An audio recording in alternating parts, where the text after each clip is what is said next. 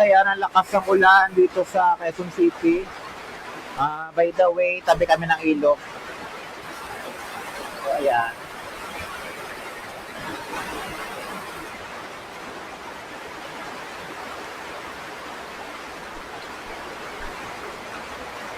Dito pa.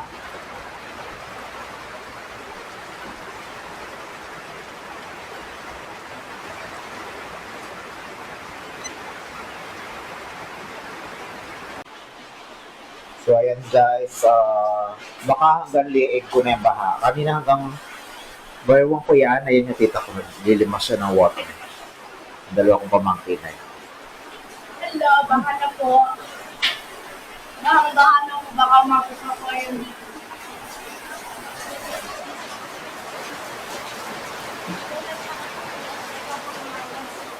Hindi na ulan, walang.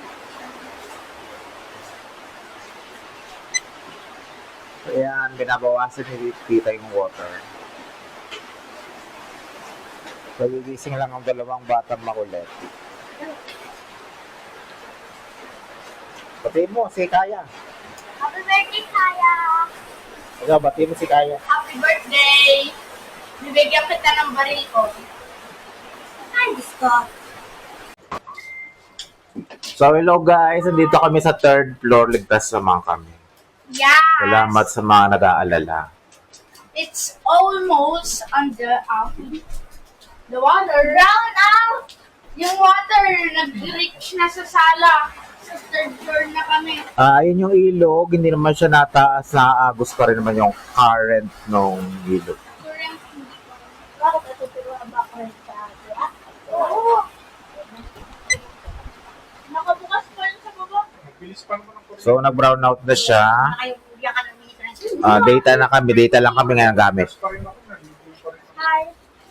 Hindi, basta huwag lang hawakan mo. Mawakitong pa ko. May ilog po sa baba. May ilog. Ay!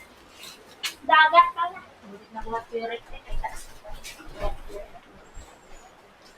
Buti na lang may 3rd floor itong bahay. Natanggal ko na yung mga damit sa Durabox talaga.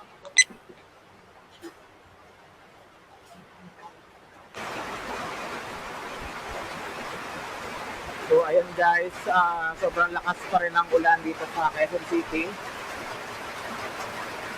Nandito ako sa 3rd floor, kaya yan, kitang-kita ko yung ilog. Ayan. Likod namin yan yung ilog. Ito yung dirty kitchen. Lord, pangpain mo na po ang bagyo, papasok pa po ang mamaya Panginoon. Kaya aking pamangkin.